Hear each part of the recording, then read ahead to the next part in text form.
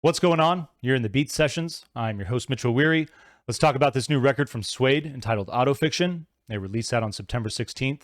This is the ninth studio album from the band and their follow-up to 2018's The Blue Hour, and I'm thrilled that this band is still together. This band might be one of the best examples of American bias in music journalism and how a band can just be huge everywhere else in the world but be so limited in the States just based on exposure and what the agenda of record companies and these outlets is. It's so frustrating. It's probably one of the perfect examples of why I started this channel. I can only cover so much with Keith and MB. We're obviously really limited just based on our resources. But when we talk about music, we try to talk about what we think is the most exciting, innovative, freshest music that is out there. No bias. It doesn't matter what the musician's personal opinions are or any of that stuff. And as far as this band is concerned, I feel like they got so overlooked because of Oasis mostly, but because of Blur as well. And there's certainly some drama there with Blur, I believe, over the years. But this is a band that I have been familiar with for decades, but didn't listen to until a few days ago. And it's because of the way that they were portrayed in the media when I was growing up. And I was only 10, 11 years old at the time in their heyday. Oasis was huge, coming off of What's the Story, Morning Glory. And you just did not see Suede get the exposure that Blur got, that Oasis got. And oftentimes it was negative as well. That's the thing. It's that this band was praised worldwide, except for in the States. They got this really mixed response. And, you know, as time has gone on, Dogman Star really has, you know, it's become a cornerstone, just a staple of 90s music, considered by many to be one of the greatest albums of that decade. But at the time, American critics were calling it bloated and overrated. And it's just really interesting to see the way this band was treated. And especially because I think now I like their sound more than Oasis. And I think I like them more than Blur. This band is incredible. Brett Anderson's voice, I love it. He honestly kind of reminds me of a combination of Dave Gahan and Brian Molko. And you talk about all this alternative British rock coming from late 70s all the way to now. But these guys really embody an incredible post-punk feel. I mean, think of Jesus and the Mary Chain, Susie Sue and the Banshees, The Cure, the Psychedelic Furs, Depeche Mode, all of these bands that we know and love.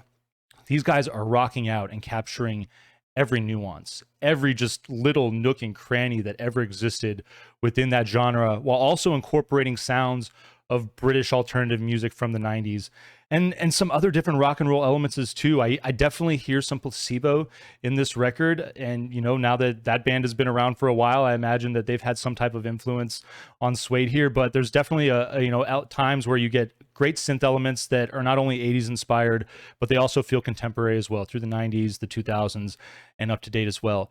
This is a band that I'm so bummed that I listened to mainstream media with regards to the opinion, because there were many times throughout my life where Suede came up and I was like, I know about that. That's dust under the rug, so to speak. And it's just so disappointing. And so with all the humility that I can muster up, I want to thank all of you that recommended that I listen to this record, because I enjoyed the shit out of it. Pardon my French, but it's amazing. This is the sound coming off this record. It sounds like this band is really getting back to basics, really getting back to those fundamental post-punk sounds, capturing again the spirit of all those bands that I just mentioned.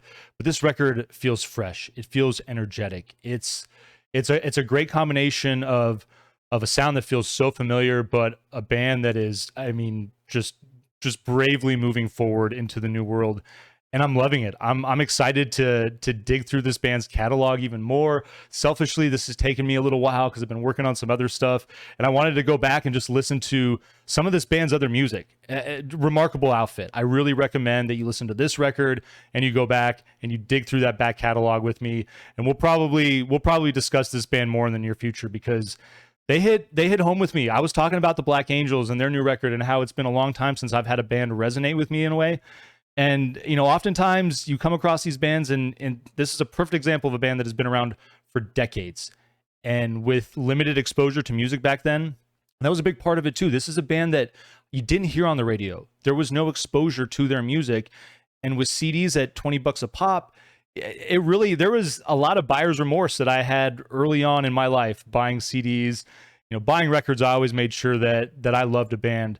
But getting into music and discovering stuff, oftentimes you just had to take that plunge and buy the CD. And there's quite a few CDs that I remember buying where I was just like, oh, this is garbage. This is no good.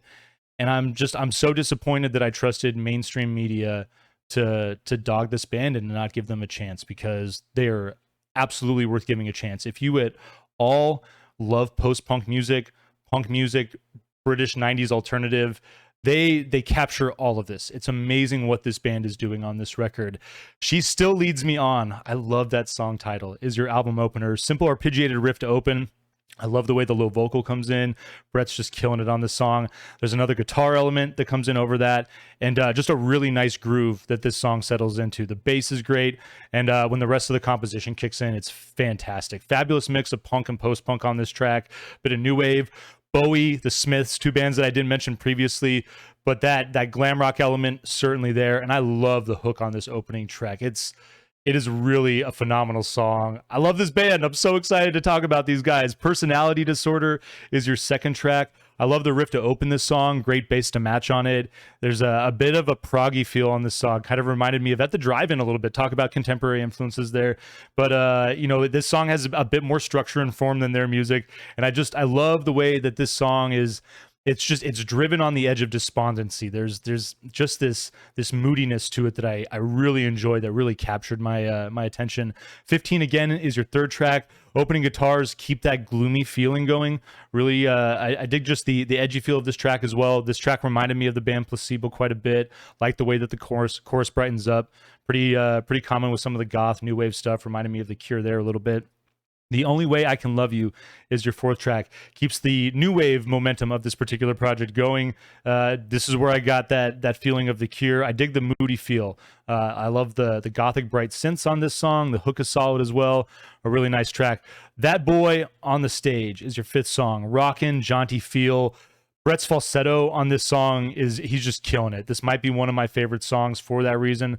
Plus with the guitar work, I love the way that it's minimal, but it's big. It really has a nice element. There's a bit of a garage rock feel to this song as well. And I like the slide guitar work that works in and out on this. Drive Myself Home is your sixth song. Melancholy piano, great. It really just a nice foundation for these reverb guitars, this equally sad vocal melody. And it doesn't necessarily sound like the track, but just with the title, the pretty instrumentation, and the sad mood, it really reminded me of The Cars and Who's Gonna Drive You Home. I really like this song a lot too. Black Ice, your seventh track. Thick, grungy guitars. I love the big stomping drums in this track too. And that's another thing that I failed to mention as well. Given the time frame that this band came around, there's an element of grunge that they're incorporating to all of that post-punk and to all of that British 90s alternative rock. And I think that's a big part of what, didn't lead them to be commercially successful in the States. You had so much grunge taking over, and you had all this other pop music that was at play as well. And Suede has always just kind of found themselves somewhere in between. It's like I said, it's a shame, but they're back. I think this is a record that's going to leave an impression on people that are my age that didn't have a chance to get exposure to this band, and new fans alike. Like I'm pumped about this project. We were talking about Black Ice there. That song, a little psychedelic as well. It kind of reminded me of the Black Angels a bit there too, getting back to some of this recently released music, psychedelic feel. Shadow Self, your eighth song. This, as much as I like some of the other songs that I mentioned, is probably my favorite. Wonderful up-tempo feel. I love the post-punk feel on this song. Chorus is bright. You get these frenzied guitars. This hook is so good on this track. I love the melody there. It's really danceable too. This is just an amazing song. Definitely my favorite highlight of the album. It's Always the Quiet Ones. Sure is your it's your ninth song. It's a dark and moody, great arpeggiated riff to open. Synth hits just right on this thing. I love the rolling drums as well. The verse, those rolling drums in the verse, I should say. The chorus shifts to this harder rockin' feel, maintains those bright synths. Certainly a pretty common component on this record.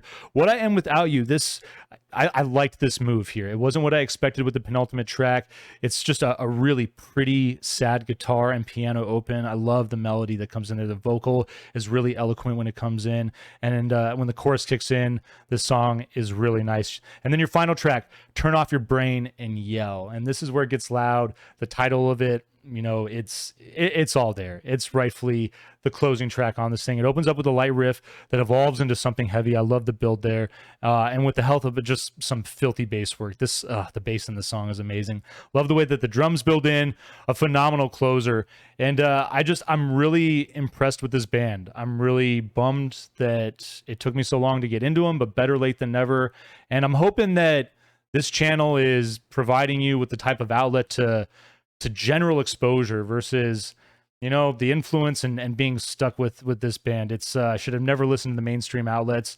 You know, we threw away the metric system with weights and measures, and then we even gave this band that we called them the London Suede in the States. I don't even know why we do that. That's so lame. This band is called Suede. This is a vinyl please on Autofiction, and I hope you enjoy this record. Hope you find this review helpful as well. Please like this video, share it, subscribe to the channel, do all the things to help us blow this project up in 2022, and stay tuned throughout the week for more album reviews. We'll see you next time on the Beat Sessions.